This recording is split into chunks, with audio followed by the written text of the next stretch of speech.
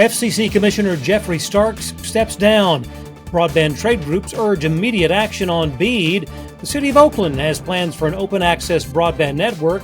And the Fiber Broadband Association's biggest event heads for Music City. Those stories and more on This Week in the Broadband Universe. Hello, everyone, and welcome. I'm Craig Corbin. FCC Commissioner Jeffrey Starks has resigned from the agency following the Commission's May open meeting. The move leaves the FCC with a 2-1 Republican majority, with Commissioner Ana Gomez the lone Democratic member. Starks signaled his intention to step down back in March.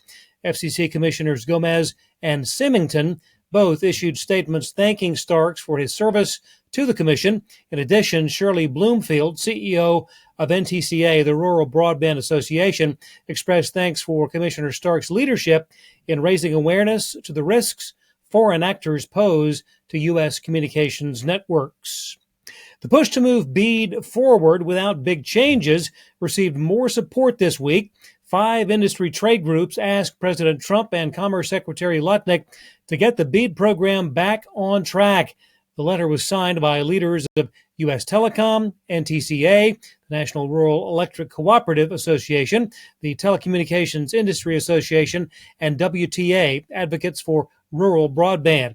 In part, the letter read, quote, "To fulfill its long overdue mission of connecting all Americans, we urge you to both eliminate the unnecessary and burdensome program requirements imposed by the Biden administration and enable the states to move forward quickly with implementation," end quote.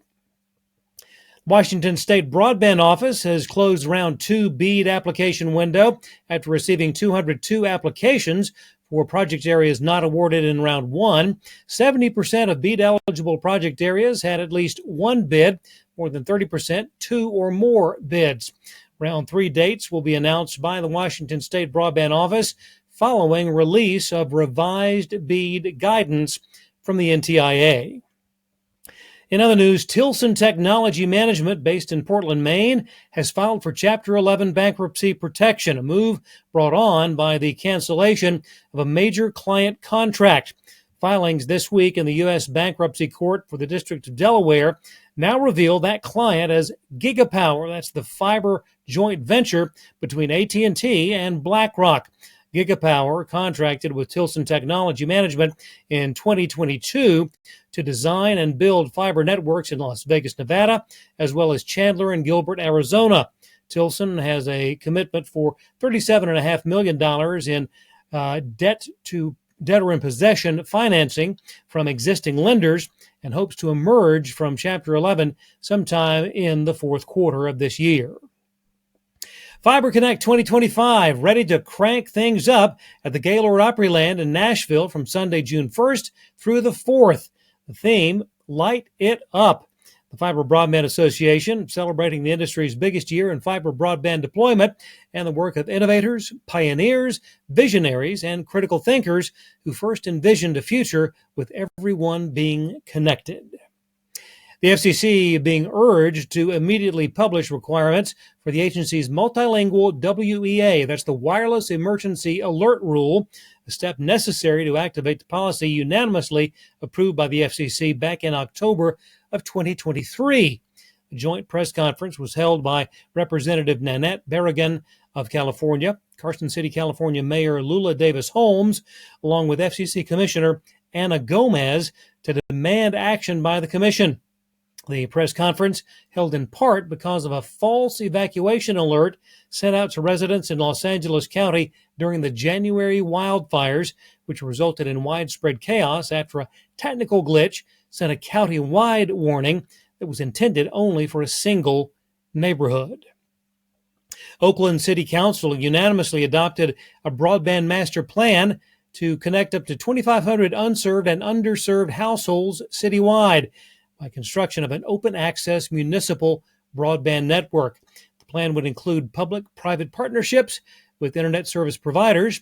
Estimated cost to implement, $15.6 million, with funding primarily coming from a $14 million grant by way of the California Public Utilities Commission. Sports programming around the globe dominated by a trio of SVOD services. According to research from Nielsen's Grace Note, Prime Video, Disney Plus, and Netflix home to 92% of the sports content worldwide. Total sports programming grew 7.8% during Q2 of this year. That's nearly double the rate of growth for movies and also better than the rate of TV viewing during that period. And finally, congratulations are in order for students from Robert Louis Stevenson Middle School and Kona Pacific Charter School in Hawaii who took part in an internet speed mapping project. Hawaii Lieutenant Governor Sylvia Luke visited students at the two schools to honor them with the Top Digital Detectives Super Sleuth Awards. Statewide, more than 6,000 Hawaii residents took part in the effort to identify areas in need of urgent broadband infrastructure improvements.